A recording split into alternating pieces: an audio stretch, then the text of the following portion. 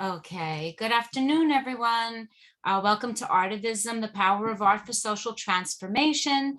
Thank you to Sing for Hope, Teachers College, Gottesman Libraries at Columbia University and Adelphi University for sponsoring us. I'd like to introduce our student ambassador for today, Alyssa Furline. Alyssa Furline, they communications major. She's a video game designer and a Livermore Global Scholar. She has a passion for drawing and poetry and enjoys challenging themselves in digital design. They practice advocating for marginalized identities through their work with the Feminist Alliance and Gender and Sexuality Alliance. Alyssa will also be sharing one of her poems with us today. So go ahead, Alyssa, your poem, and then you will introduce our speaker for today, Carlos Aguasaco. Thank you so much. And yeah, I'll be presenting my poem today. It's called Silence. I'm going to go ahead and share my screen so that you can see it. My poem is actually presented in two different voices, so I'm going to do my best to represent them. There's one voice on the left and one voice on the right. I'm hardly breathing today. The wind is still, but your breath is halted, as if your whispers will fly away. I can't say all I need to say. I'm fragmented. I see my soul withering away. Mind the glass. Do not try to bear their blade. Do not try to bear their judging words. There's no conclusion nor answer, which would be okay, but I crave some satisfaction. You have your own pace. The moon shines in your eyes, but do not go running in this place. I know I'll die if I accelerate. I just want to escape from my lies. That's how I think these days. It is not so easy. They linger like cigarette smoke. Their odor surrounds you like chains. I'm eating euphoria like candy, and piling anxiety's wrappers, the caramel sea salt variety. You cannot hide those tears. You ate your own words with your hands trapped around your face. It's too bitter, the taste of my dying existence in my own headspace. You would rather be blinded in the burning daylight, sun tanning scars away. It's not like it can talk about the pain. There's no point in venting to empty space. Will you not spread your arms, accept the breeze to your lungs, and set your tangled thoughts free? It's a silence I can never have, but must always be. You think your life to be muted, out of your deadly quiet voice, fighting a chaotically static mind. I have long betrayed my truth, so let love have my lies. I'll bid my soul goodbye. Your supernova is one end, but your destroying release will bring life anew. The moodle cradles lost starlight, casting color to water. It's a hollow sight. Colors build beautiful pictures, scattered and imperfect, one and the same. So why must perfect just barely graze our taste, never to be consumed? Perhaps it is a voice of hope, hiding in truth enchanted words, like you, misplaced. The voice must hurt, being filtered and polished through the bars of a bird's cage. It doesn't take wisdom to feel the tremble in a voice that cries. Writing lies to the page, we align and survive. But even dark and gloomy, I taste something in this tasteless life. Heed the dawn. You never know life until part of you dies. It's my poem, Silence.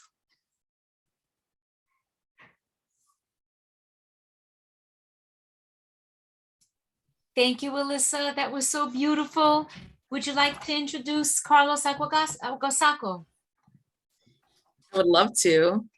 Now introducing our guest speaker, Dr. Carlos Aguasaco is professor and chair at the Department of Interdisciplinary Arts and Sciences of City College, New York.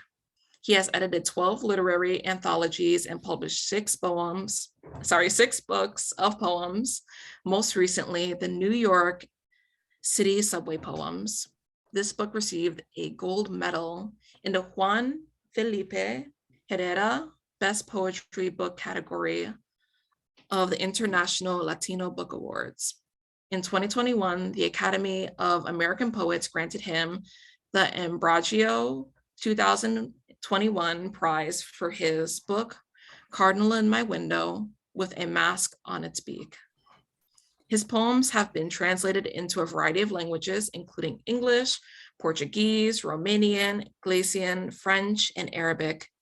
He has also published a short novel and academic study of Latin America's prime superhero, El Chapulín Colorado, entitled No contaban con mi astucia, México, parodia, nación y sujeto en la serie del Chapulín Colorado. He also is the editor of Transatlantic Gazes, studies on historical links between Spain and North America. Dr. Carlos is the founder and director of Artepoetica Press, a publishing house specialized in Hispanic American themes and authors. He is also the director of the America's Poetry Festival of New York and coordinates America's Film Festival of New York. Welcome, Dr. Aguasaco. Thank you so much, Alisa, for this presentation, for your poetry, for your poem. I see this is the beginning of a very promising career, okay? And I wish you the very, very, very best. Keep doing it. We need more people like you. Poetry needs more people like you, okay? Academy needs more people like you. Artivism needs more people like you. A warning, you know, my dog, Coco, and I, we have a show, and as I talk, he usually barks. So at any time, he's going to start barking for any reason. Just letting you know. That's okay. Thank you for the invitation. Thank you for being here. I love the series. I love the initiative, and it's an honor to be included in this series of Artivism. I have prepared a PowerPoint presentation, so please be patient. Let me share my screen. 1 second. Please let me know if you see my screen. Okay, you know what? I'm moving my mouse now.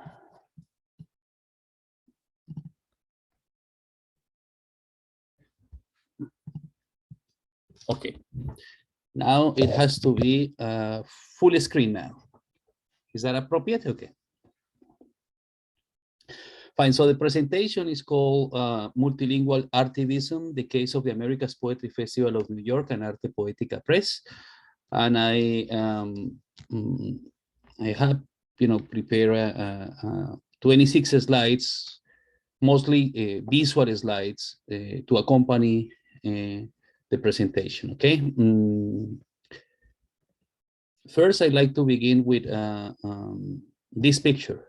This picture was taken in 2008, and you know, when I look at it, I cannot, you know, wonder who are these people. You know, I wonder who are these people. One of them is Carlos Aguasaco. Any idea which one? That is me with my long hair. Okay. And actually, when I think about myself, I think as a person with long hair. You know, Aguasaco is an Indian or Native American last name from South America. So I have embraced my Native American heritage throughout my life. I'm older now, and therefore my hair is gone. But that is the way I like to remember myself. The picture was taken in Punta Umbria. What you see in the background is a caravela. It's a reproduction of the ships that Columbus and his crew used to come to America. This is a historical place. This is the place where the Europeans gathered before coming to the encounter in the Americas. We were invited to participate in an event in 2008. And the other characters in the picture, standing to the left is me, as you can see, with my rock star hair and my sneakers. And then we have standing a Colombian poet, resident in Spain, William Beltran. William was living in Spain. We came to Madrid to meet him, and he drove. He was our driver all the way to Sevilla, which is the south of Spain, and to this port.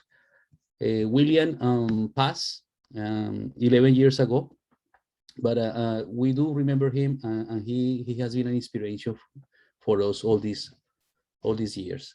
And then to the right, we have Dominican poet Tomás Modesto Galán. He's a poet residing in the Bronx.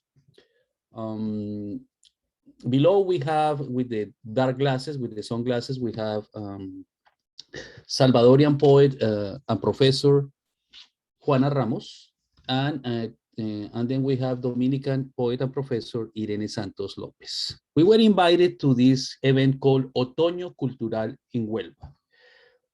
It's the cultural fall in Huelva, and the idea was that we were going to represent the Americas in this event. The event, organized at the time by Huberto Estabile, was a life-changing event for us. Why? We had already traveled to some places as writers. You know, we created a sort of group of traveling writers who wanted to establish a connection with Latin America and with Spain again. For we were all, with the exception of William, we were all professors residing in New York. And when we went to this event organized by Huberto Estabile, what we find is a concept that is called the bibliodiversity, the idea of the bibliodiversity. And they were celebrating something called the B-Day. The B-Day is celebrated on September 21st. What do you mean by bibliodiversity, Huberto? That's what I asked, you know. We were reading poetry, we were presenting books, there were art exhibits, there were, you know, shows, theater. But he kept talking about this idea of the bibliodiversity. And he had created an exhibit of handmade books and artisanal books, you know. So the definition eventually was brought to our attention is the idea of cultural diversity, you know, the same concept we have in biodiversity when we think about the need for a species to stay alive, to survive, not for one species, the humans, right, to invade every single space in the planet, the need for our own survival. It is in our best interest as humans, you know, as the dominant species in this planet, it is in our best interest to keep the biodiversity growing and growing and being stable. We don't want plants to disappear. With every plant that disappears, the cure for cancer might go away. With every species that we obliterate from Earth, there might be future civilizations that disappear. We don't really know what is the effect. So they developed this critical diversity approach, and they said, you know what, if you look at the printing world, if you look at the literary universe as a biological environment, you will realize that there are obviously dominant species and then others that are at the risk of disappearance, at the risk on their way to extinction. So we should fight to maintain the bibliodiversity. That was more or less the concept Huberto and his team presented to us in 2008. And then they celebrated the B-Day. This is an international day, mostly presented in, mostly celebrated in Europe and Africa and South America. Now, why do they celebrate the B-Day in September 21st? Because that is the first day of the spring in the southern part of the planet. which is important. Because if you look at the way the dominant trends in publications and literature function, what you have is the north side of the planet dominates. So if you want to be a recognized writer, you have to go from the periphery to the center, from the center to the north. If you are Latin American and want recognition, you have to go to Spain. If you're an English speaker author, you either go to England or the United States. But it always goes from south to north. So by making the point that we have to realize that there is a bibliography, literature, poetry, art being produced in the southern part of the planet, and by celebrating it in this way, they have made a way for us to be mindful, at least, of the existence of this literature. So that's the bibliodiversity concept. It was 2008, and it kept, I kept it in my mind. I kept traveling to many other places. We traveled with Tomás and Juana and Irene to Mexico, to Cuba, to the Dominican Republic, to Puerto Rico, to Ecuador, any other countries. At some point, I decided that I was going to create a poetry festival in New York, and I co-founded a poetry festival that is still going on. It still takes place, and I was there for a couple of years. However, when my former boss, President Koiko of the City College of New York, came to run the university, she made a point to define excellence at City College as inclusive excellence. What was her point? And I believe City College and we still believe in this concept that was, from my perspective, life-changing as an academic, as a scholar. Inclusiveness constitutes a fundamental part of excellence, and you cannot consider yourself excellent unless you are inclusive. There is no excellence without inclusiveness, period. It's at the core of excellence. Simple, right? But it's so hard to implement. So when President Koiko came and she gave us these talks and invited these speakers, and this concept was developed, I joined the Inclusive Excellence Council at City College, and began a critique of my own work. The other poetry festival I was working with was only in Spanish.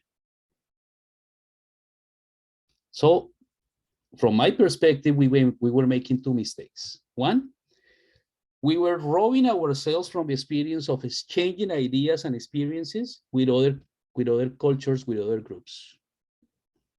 And we were marginalizing our own writing, our own literature, in the one place in the world where inclusive excellence has to exist, which is New York. And then what came was my approach to some institutions. I approached the City College of New York, my division, the Division of Interdisciplinary Studies. My dean Juan Carlos Mercado, and City College were willing to support me in this new initiative, creating the America's Poetry Festival of New York.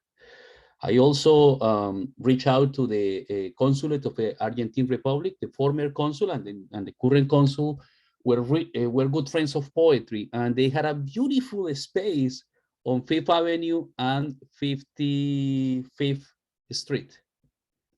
They have a nice location there. I also reached out to the Walt Whitman Birthplace Association, the historical place. Yes, the place where Walt Whitman was born still exists in Huntington, Long Island, and they have a center for poetry and performances.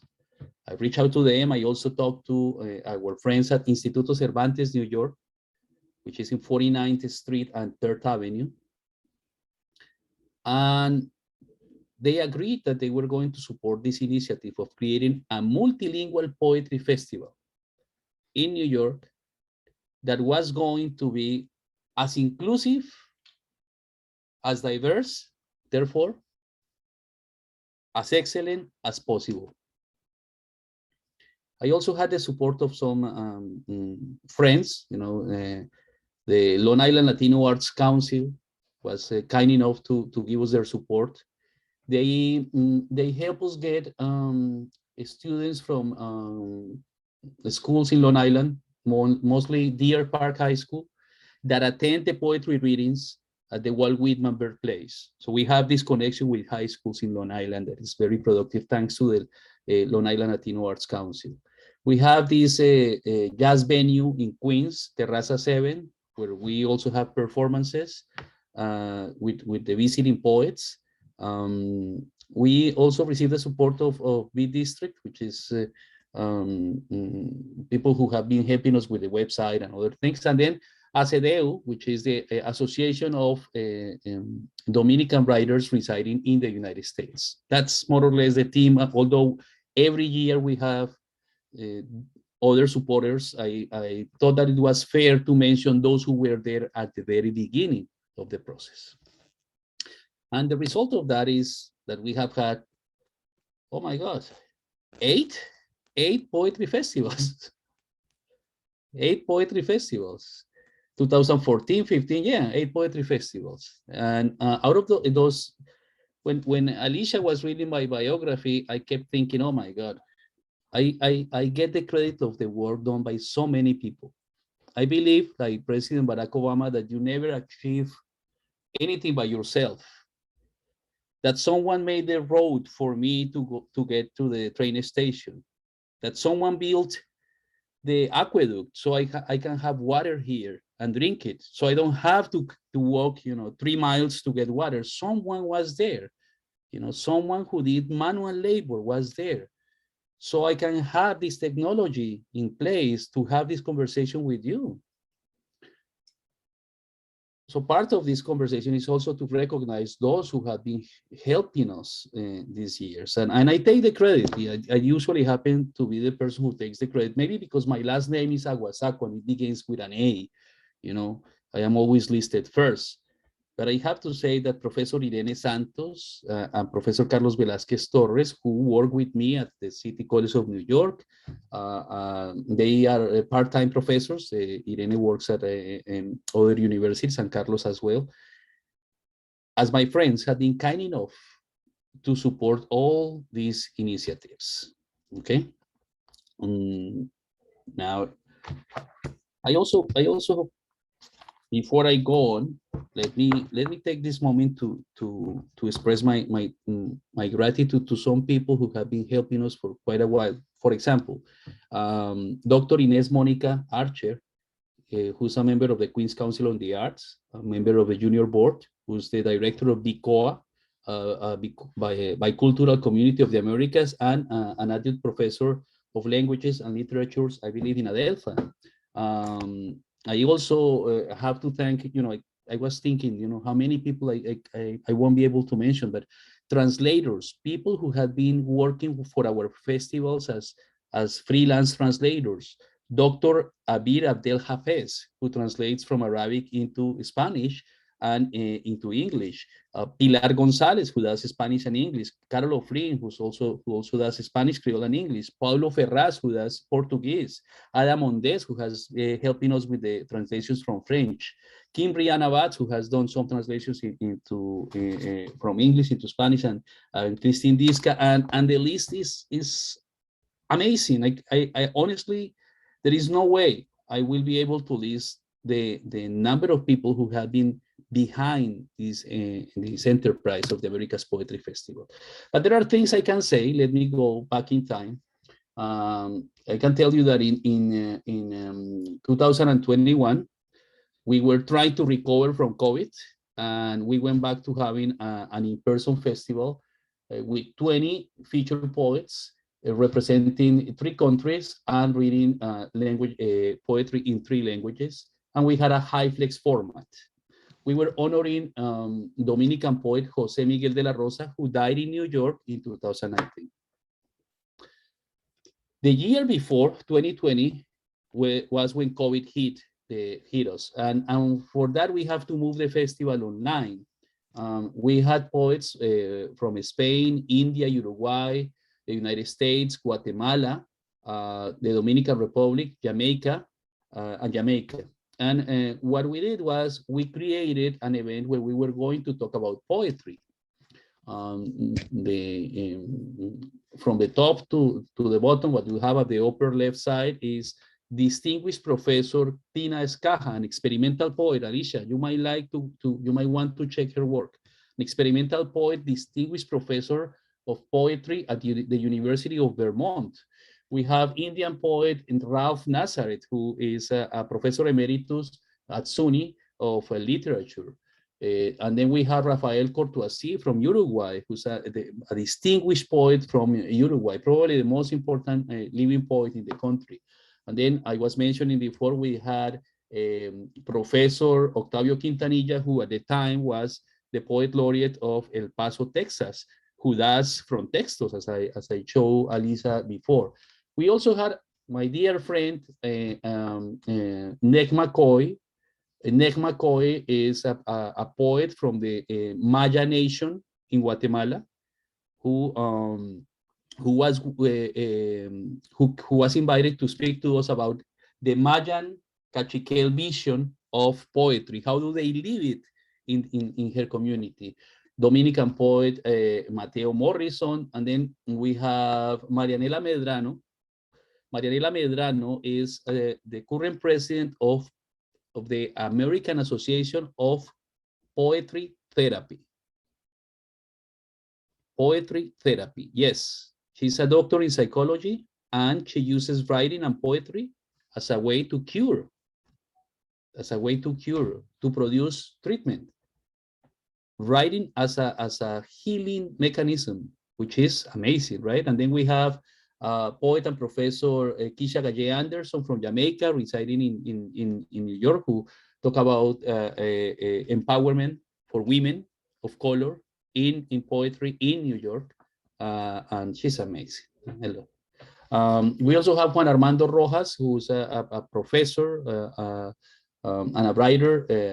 He defines himself as a transborder poet, someone who lives in the border, who grew up in the border between the United States and Mexico, and he talked about poetry and the border, the experience of poetry and the border. Then we have Francisco José Fernández Naval, a Galician poet in Spain, who talk about writing poetry in a language that is not dominant in his country. You know, the main language in Spain is Spanish, and yet he speaks and writes in Galician. So he talked about that. And then we had Professor Anthony Gaze, who's an specialist in revolutionary poetry from Spain. And he gave us a talk on Rafael Alberti. That was the COVID. Before that, I have to say that we had huge poetry festivals. In 2019, we had 34 featured poets representing 19 different countries reading poetry in 7 languages. And we were celebrating Walt Whitman's bicentennial, sorry. And then we had in 2018, we were honoring another poet who lived in New York and passed here in 2011, Virginia Moore. At the time, we had 43 featured poets with coming from 18 different countries, reading poetry in 7 different languages. And if we go back in time, I can tell you that we had in 2017, 60, 22 countries, 5 languages. In 2016, we have 60, 22 countries, 10 different languages. In 2015, we had 60, 21 countries, and 8 different languages. And in 2014, we had 60, 15 countries, and 5 different languages. If you ask me, my goal, my dream, one day is to have 180 poets reading poetry in 180 different languages. That is the challenge. That is my dream.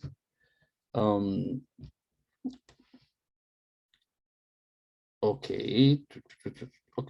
Alongside that, in the university, I've been working, trying to promote creative writing in Spanish. You know, the creative writing movement in English is very important.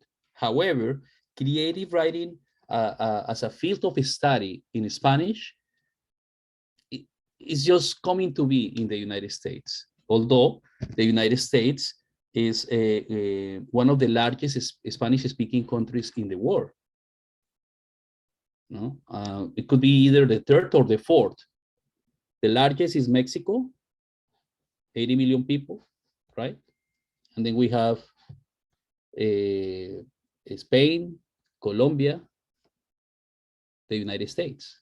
There are at least 40 million people who speak Spanish at home as first language, and therefore, you know, developing a creative writing, a historical memory of the United States in Spanish, as it was the case until 200 years ago, it's important for me. So we created a couple of initiatives thanks to the support of my university, and we invited writers like Carmen Bullosa, Mayra Santos Febres, Maria Negroni, Guillermo Meneses to give workshops in the university with these creative writing seminars. Now, as you can see, we have this angle, which is the celebration of writing, right? The celebration of literature. However, in 2013, I founded Artepoetica Press. What is Artepoetica Press? You remember I told you about Huberto Estabile's concept of bibliodiversity and how it was important to create, to make sure that some literature survive. There is an issue for emerging writers in the United States. What if your writing is done in a language that is not dominant in the country? What if the market is too small for your work? What if the genre that you write in is not commercial? Right? What if you have no connections? What if you are just a voice that is coming to be in this setting? That was a challenge. That is a challenge. As someone who has a good relationship with technology, I decided that I was going to try something. I was going to create a publishing house that, although is a commercial enterprise, was going to function like a non-profit. In other words, what I did was I gathered a small capital. I talked my friends into joining forces with me, creating these collections, and we opened Artepoetica Press, which is a multilingual publishing house that mostly publishes in Spanish, but as you will see, we have very interesting cases to discuss.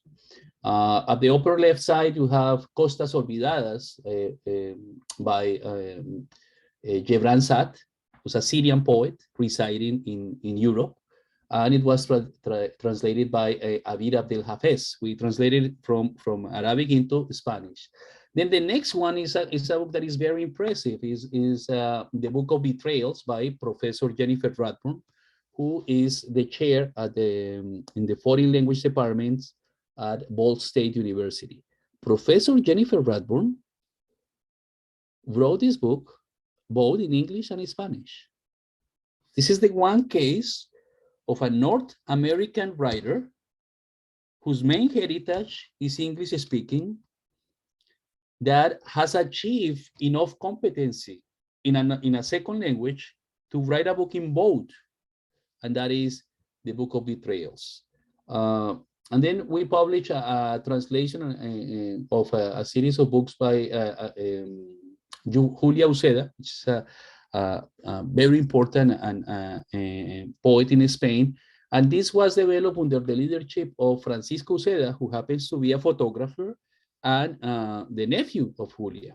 What I like about this, and that's one of the reasons I bring it as an example, is that Francisco worked with Professor Maria Jose Subieta from NYU. Professor Maria Jose Subieta at NYU teaches translation. And what she has done in a couple of occasions with Artepoetica Press is she proposes a project to the class, and the students that wish to join the project work as a team, creating a collective translation of one of these books. Amazing, right? So in doing so, what we have is someone, like Professor Maria Jose Subieta, someone who's not only teaching translation, but giving her students a first chance to, be part of a professional project, and also helping keep alive this idea of the bibliodiversity in the United States. Our books are mostly bilingual, trilingual, or tetralingual, as you will see. Then you see we publish books by authors who live in the United States. We also publish the anthologies for the Poetry Festival. Then I can go on and tell you that we have Jair Cortés Historia Solar translated by Professor Don Celini, or that we have commemorative edition of a commemorative edition of a grammatical cycle, or that we have a trilingual book called To Be In by Eva Beja. This book, Ser En, To Be In by Eva Beja, is a book that is published in Galician, Spanish, and English. Artepoetica Press is one of the very few, probably one of the 2 or 3 publishing houses that publishes books in Galician outside of Galicia. We make a point to make the book available in the original language and in 2 translations. Then Professor Mauricio Espinosa from Cincinnati produced a translation of Randall Roque's I Make the Wound to Save You. And then a collective translation, Leslie Barry, Sacha Rater, and Isaac Goldenberg produced Amerindians by Pedro Granados. And I keep, go on and go on and go on. We have Sermons of the Real by Julianne Ontins. This is interesting. In Julianne, what we have is an emerging voice from Boston, English-speaking voice from Boston, who publishes her first book in a bilingual edition, thanks to the translation by other poets like Daisy Novoa Vasquez and Leonardo Nin.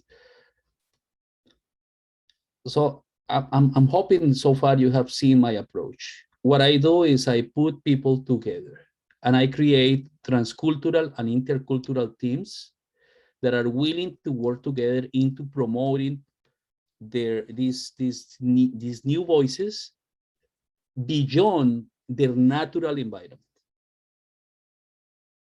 My decision was that I believe when I produced this critique, thanks to my former boss, is that I was never going to self-discriminate myself, or that I was never going to just leave someone, on one corner and forget about them, that I was going to connect people. And that's what I do a lot of times, okay? So we have Carlos Satizábal's Llama Inclinada in a bilingual edition, okay? We have Sacha Rater's book in a bilingual edition. We have Manuel Irises, who was the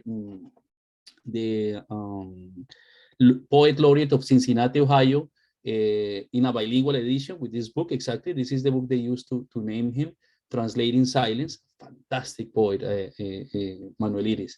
And we have also produced new translations of James Joyce's The Dead, a bilingual edition, Spanish-English, of James Joyce's The Dead. And other books that as you see, but I don't think every book is meaningful to you guys, so that's why I am jumping from one place to the other. We have Francisco Fernandez Naval's Nueva York, Sky and Apple, in 3 languages: Galician, Spanish, and English. We have Seamus Escalno, the Irish writer residing in New York, with the first translation into Spanish. what happened? Seamus is an Irish writer who's also a librarian in New York City. And we are great friends. And all the friends, I translated one of his stories into Spanish and it was published in Colombia. And then at some point, everyone began asking me for more and more and more. So I put together a team.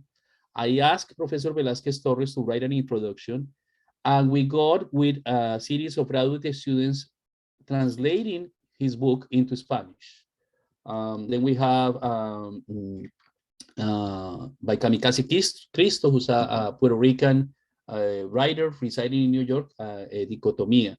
And then we have Luis Fernando Macías, the same, a bilingual edition. Then Rosie Evelyn Lima, who's an outstanding poet from Texas. Actually, she's a professor. Rosie Evelyn Lima has this bilingual book called Migrare Mutare, translated by Don Cellini.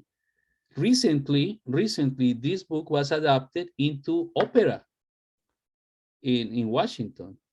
And then we have Nelson Lopez Rojas, who wrote Aguacero, H2O. It's a book that is published in Spanish, English, French, and Portuguese. This book was a bestseller in Amazon. It hit the top for several weeks, and it was impressive at the time. You know, it's thick and expensive and pricey, I have to say. But the achievement was having the putting together all this team under the leadership of Artepoetica Press in supporting an outstanding writer as Nelson Lopez Rojas. And then we have other collections. And if I go on and on and on and on, you will see more and more books that have some of them in bilingual editions, some of them in trilingual editions, some of them in like the anthologies in 2 or 3 versions. But I just wanted you to have a hint of what we do in Artepoetica Press. Okay. Now, my project is not only for new literature. There is also the need for new publications for academic work. So Artepoetica Press has an imprint. The imprint is called Escribana Books, and there we have published nonfiction. So to the left, you have El Chapo, which is a book about El Chapo Guzman, and it's a Mexican journalist residing in New York, Jesus Garcia, who was covering the trial of El Chapo Guzman, wrote this book. And then we have academic books per se, like this one edited by Professor Silvia Betti from Italy, North America and Spain, a history of conveniences and divergences. We also had Professor Araceli Tinajero's cultural history of Spanish-speaking peoples in Japan. This book has been translated into English now. Professor Tinajero teaches at City College. She's a colleague, and she's a specialist on Spanish-speaking peoples in Japan. That's amazing, right? And we have Fernando Arrabal's Oráculo en Cielo y Tierra.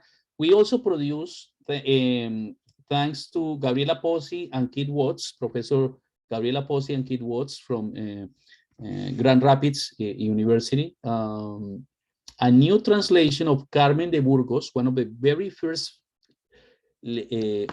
feminist writers in Spain. This new translation of On Modern Women and Their Rights. Actually, this is the first translation into English. Why did we do this? Why are we doing this? Because it is also important to make sure that the bibliodiversity concept goes into the academic discourse, right? We cannot leave the scholarly work, we cannot leave philosophy to the dominant elites, right? We have to empower, and we have to make sure that we are part of this revision of history. We need to go back and study women like Carmen de Burgos, intellectuals that were forgotten. I actually learned, I have to confess this, I actually learned about Carmen de Burgos when Professors Pozzi and Watts came with the project. When they presented the project to me, I look at the work, I look at the proposal, and then I said, oh my God, I was robbed of the opportunity of reading Carmen de Burgos when I was attending college an X amount of years ago. So yes, I'm going to do this, and this is our collaboration in that effort. Professor Araceli Tinajero lived in Japan, and she wrote her memoirs that were published in Spanish before and then translated into English by Daniel Shapiro. So we published that version. We also have a Professor Julio Cañeros, who's one of the vice presidents of University of Alcalá in Spain, who edited this collection called North American and Spain Transversal Perspectives. We organized at the university a conference between Spain and the Americas. It's co-organized with the Instituto Franklin of the University of Alcalá de Henares, Instituto Cervantes, and the City College of New York. The conference takes place in Madrid and in New York every other year. That's why next week I'm going to Spain. I'm going to Madrid for the next version of this conference. And then we have other academic books like Cultural Agency, Education and Art in Latin America and Its Borders by Professor Moret. We have Kaiselin Muntans de la Emigración al Trastierro, and we have an edited book called Orientalisms of the Hispanic and Luso-Brazilian Words. And then other books. The book that is most successful in Escribana Books is this collection called Perspectives on Early Modern Women in Iberia and the Americas. 640 pages long. This book is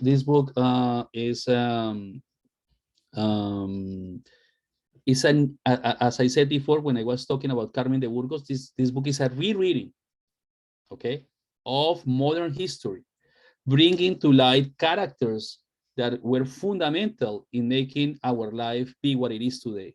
And it's a nice revision of all those characters. It provides studies in law, society, art, and literature in honor of Anne J. Cruz, from who's a professor, and I believe she was the provost or vice president at the University of California. And then I cannot avoid the self-promotion, okay? Give me just 1 second, I have to close the door, okay? Because my dog just left, 1 second.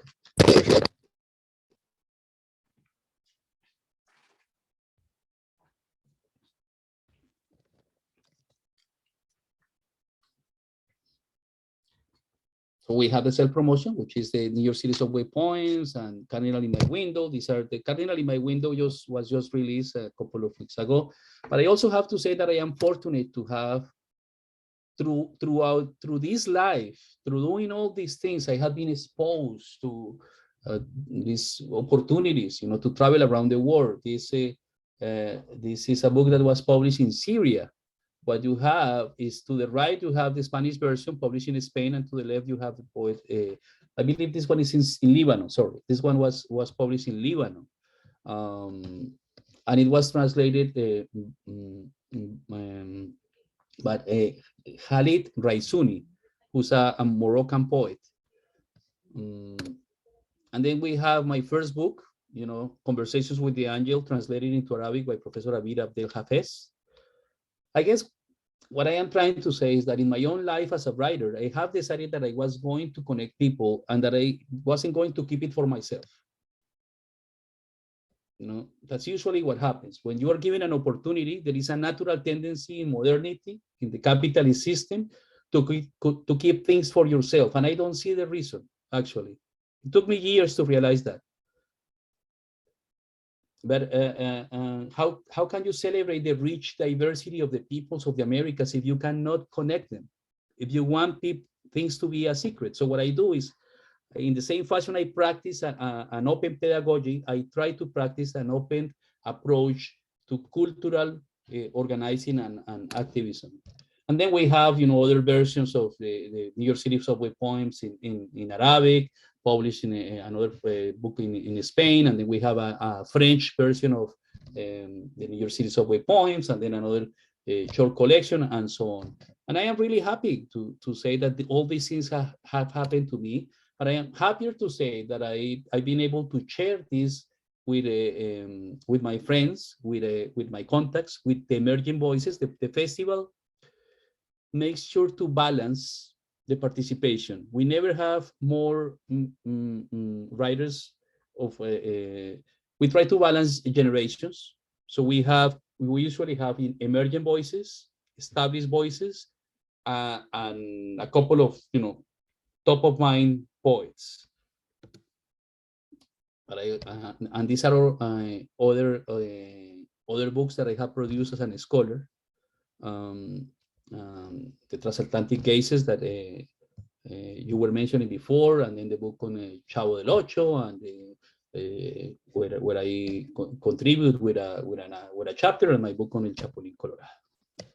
And thank you so much.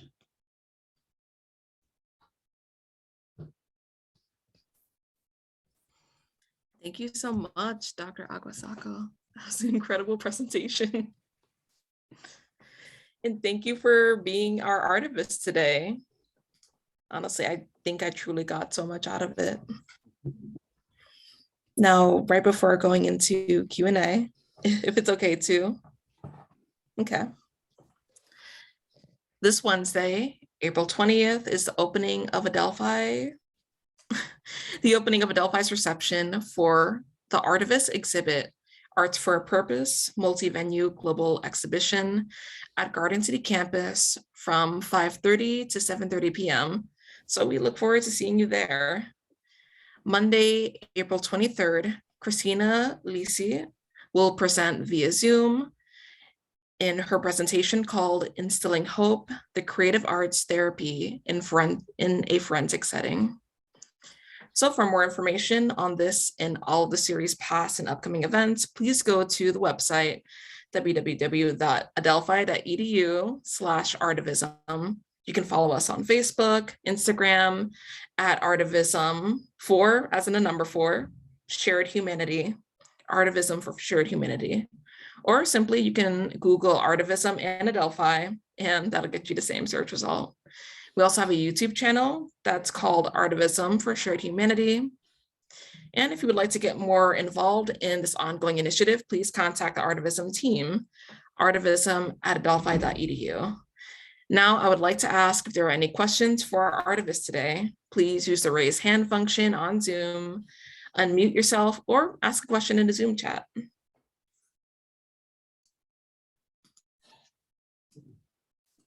I want to thank you, Alyssa, and thank you, Carlos. I think I love the book covers just as much as what's in the content of those books. They're absolutely beautiful. I appreciate you connecting people. It's what Artivism on our end is all about, is connecting, just like we are here with Alyssa and you and all, you know, the leads you were giving her to help her along her career, her path. Any other questions, Carolina? Thank you for the marvelous endeavor that you're performing here, Dr. Aguasaco, because it has to be done. You know, we have to break with all this that has historically pushed to lower, let's say, reaches other languages or ideas, even academics, right?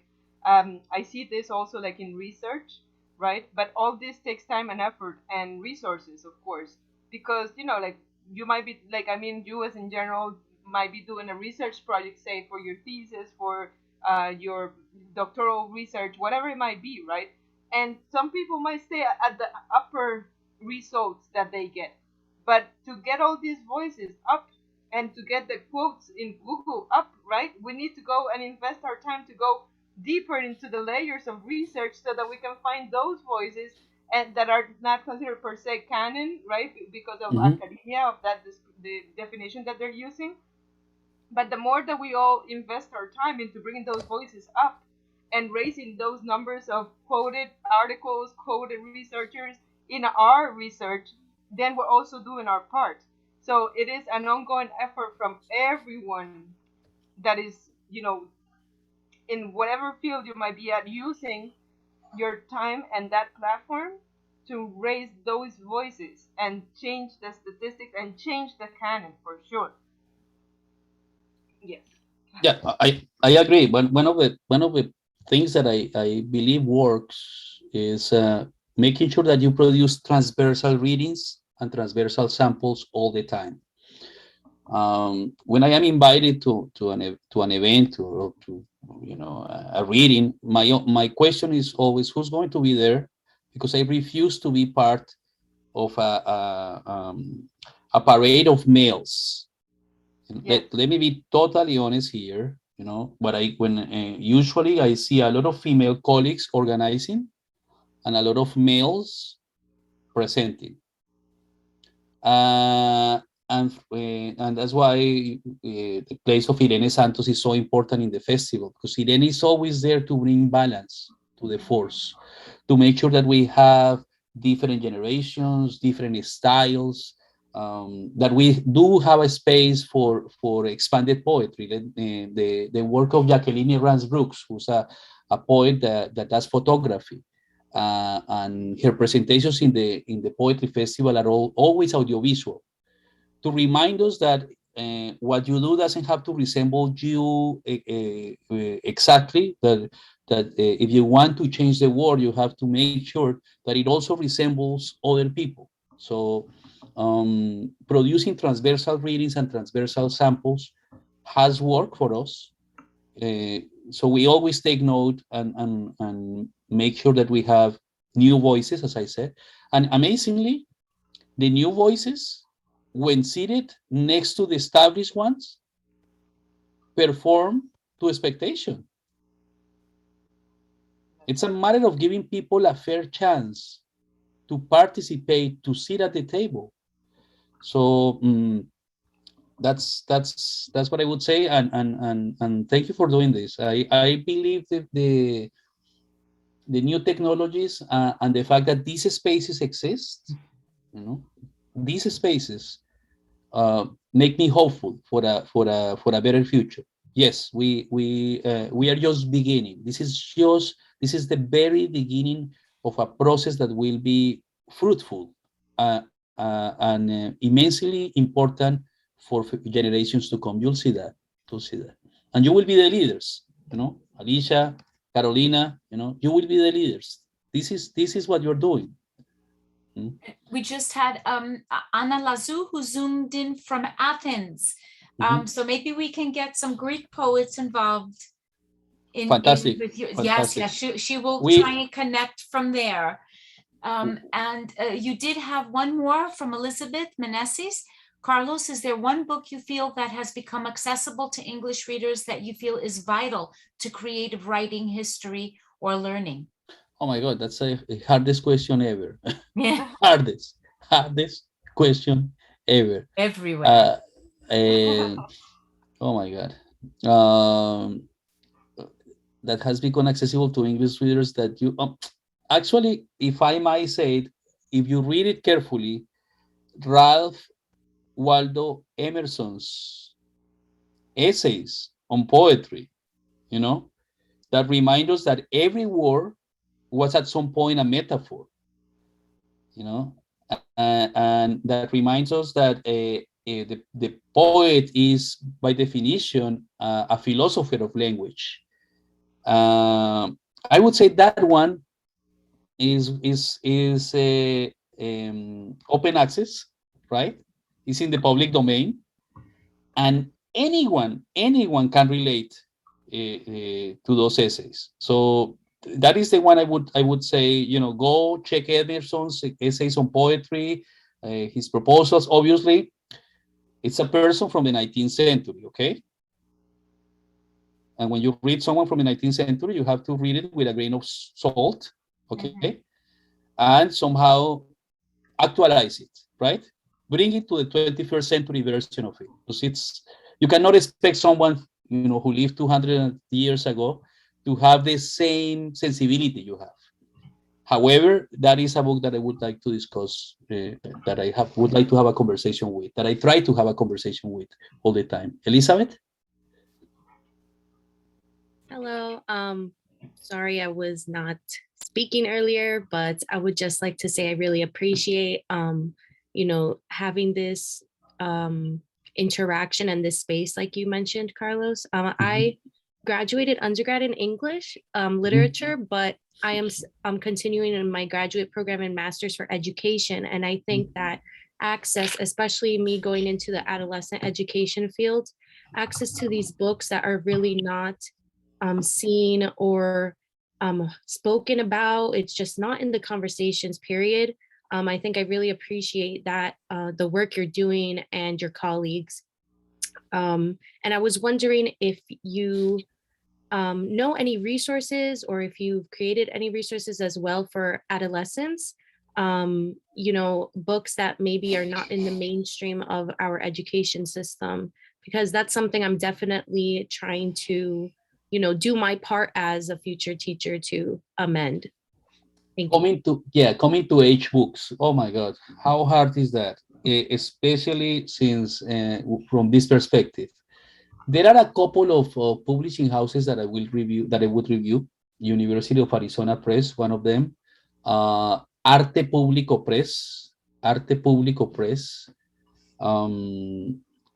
They do have a nice collection of at least the Hispanic authors in the United States. So Artepoetica Press would be my selection. And if you shoot me an email, you send me an email, this is usually what happens. Once the conversation is over, names come to mind. So, but the truth is, the fact that they are not at the top of our mind is proof that we need to do more, right? I mean, there are things that we have at the top of mind because there is a commercial enterprise behind them, right? And that is what we are lacking. So yeah, I would check the University of Arizona Press, and I would check Artepoetica Press, that is in the University of Texas at Houston, and they do have really, really, really extensive collections, at least in our Hispanic American tradition. I'm sorry to say that I am not so familiar with others. What about Asian Americans? What about Haitian Americans? That is something that I don't know. There is a Google group called Reforma. Reforma is I think you can join Reforma. It's a Google group where all the librarians around the country that work on these topics get together. And if you join this group and ask this question, you will receive 250 responses. They will suggest you, they will give you open access sources. They will give you links to specific libraries. Because the challenge these days is accessibility. How do we access to the content, right? I'm sure the content is there. We just need to make sure that it is available for those who need it. So if you look into Google Groups and look for Reforma, that might be a good option for you, Elizabeth, as an educator. Okay, and those are people who really know about these things, because they classify them basically. One question about thank you very much. One question about the Poetry Festival. Do they accept students? Yeah, we have had. I was hoping that Alicia was going to stay in touch, so I could introduce Alicia to Irene and the team. What we actually have for poets residing in New York, we have an open call. So poets residing from outside, we have had poets from Greece, Christos Yamis being one of them. Poets residing abroad, they are usually invited. They come by invitation. They are national poets. They are, their consulates invite them. The universities send them, and so we have a long list of about 7,000 people who want to come to New York to participate in the poetry festival. I have calculated that I need another 70 years to make sure we invite all of them. However, a couple of years ago, in this effort to be inclusive, we decided that we were going to create an open call for local poets. And it's a fair and blind submission sort of call for entries. The call for entries that will be announced probably next month, most likely, for this October, can be found in our website, which is poetryny.com. Poetryny.com, like poetrynewyork.com. So what we do when we receive the entries, we ask people to produce a short sample of their work. And with that short sample, we do the same, you know, I am an academic, blind submission all the time, peer review. We send it to readers.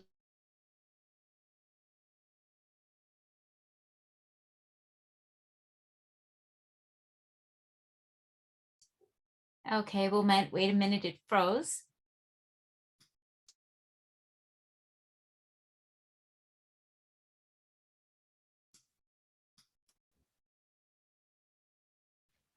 Okay, you're back. Yeah, okay. Did you get my audio, right? I said that Poetry NY Yep, receives, okay. Fantastic. poetryny.com. That's perfect. And the call will be going out next month. Next month, yeah. We're about to decide, we just need to decide the dates for the Poetry Festival. Okay, And how many spaces are we going to reserve for local writers? beautiful. Thank you. Dr. Any other- Aguasaco, if I may, you know, I know we're a bit over time, but if you have a couple more seconds. First of all, I would like to say thank you also to Dr. Archer that has been instrumental in having this presentation today. And if you get the chance, you know, to the audience to go see her presentation, it's so connected to this one because in her presentation, she introduced poems and poets that write in their original language. And at the presentation, we took the time to read it in the original language and then in the Spanish translation and the English translation, right? So I just wanted to point that out. But in there, a comment came about that said, you know, we have all these languages that might be getting lost or, you know, are in the point of extinction. Have you considered somewhat, and this is not a question, it's like part of the statement that they did back in that presentation was, have you considered saying that French is becoming extinct, English is becoming extinct? Can you believe a world where that word is pronounced, right? So why are we so laid back when other languages are in the verge of becoming extinct? What are we doing about it, right? So I just wanted to bring to, you know, like thought those words and conversation that was at the other presentation. And here, Dr. Aguasaco, you brought up so many interesting concepts in regards to self, right? You said you have to give away, you have to let go of your ego. But yet, if you want to be in academia, ego prevails, right? In a lot of cases, it's like how many publications do you have? Who's the main author? X, Y, and Z, right? So for those future students that and you know in the audience members that want to be in academia, that want to be the leaders in our thought process, right? What would be one of your suggestions on how to approach that commercialism, the publication pressure that you suffer, all of those stigmas that are connected to becoming outstanding academic?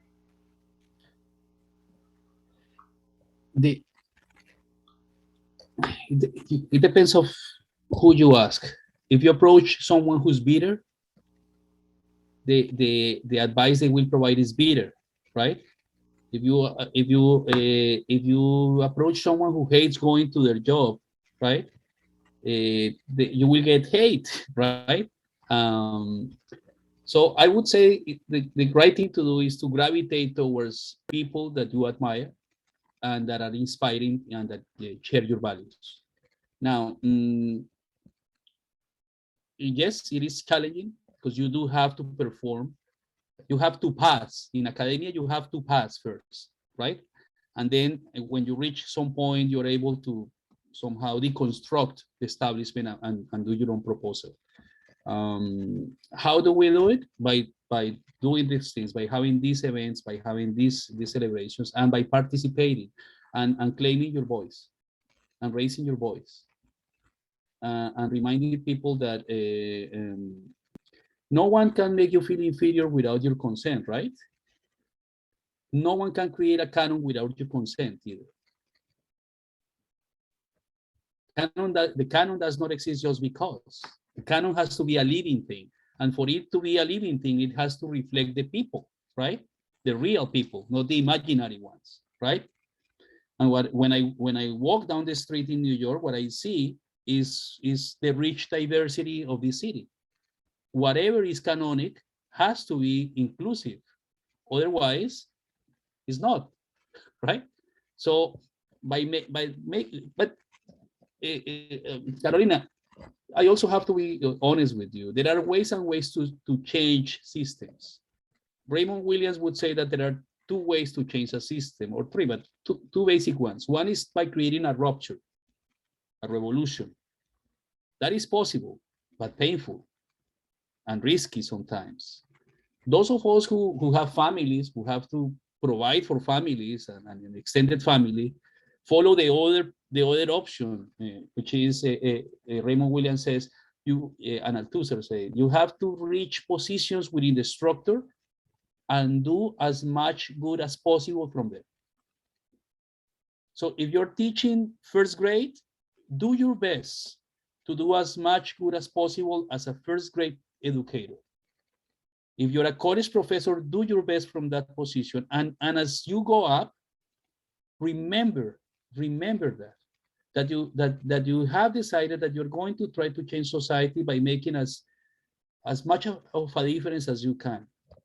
Let me give you an example in my own case. I have decided that I was going to be intellectually honest with people, that I wasn't going to hide anything.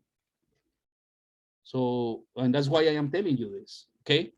And I'm telling you that in my own life, I found that you either had the way to revolt, which is what young poets try to do that usually, and the way I found was more productive in my own case was to do my homework, and as I was being established in the academy, and I was lucky enough to have the City College support me, I've been devoting all my energy to making a small difference. And this small difference has brought me in conversation with you today. With you, Alicia, Elizabeth, Kay, Ari. And from there, the connections that we will make, not with me, but with other people who are closer to your ideas and your goals. That is going to eventually make a difference. And it will be so invisible and natural that at some point in life, people will take it for granted as we take the roads and the aqueduct. We were discussing it before.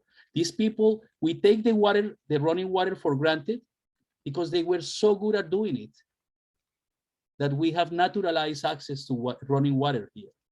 So I hope that our changes become so effective that at some point are invisible.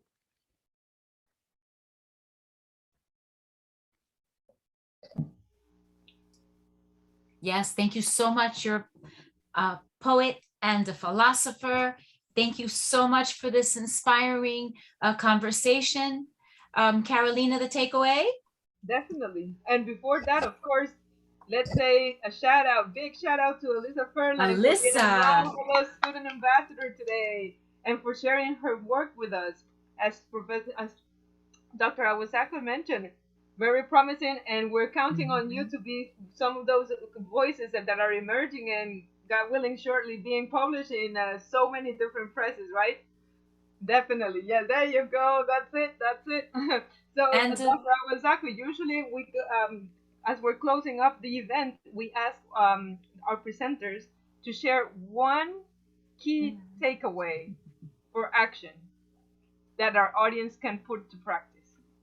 Oh my God. Okay, the first one, there is my email, okay? So you have my email. You have my email. And my piece of advice is try to share with others as much as possible. and do anything you have to do to avoid bitterness. Bitterness. Because it kills movements, it kills initiatives, it destroys things. So share as much as possible and do anything you have to do to avoid becoming bitter. It's so easy to be frustrated. It's so hard to remain hopeful.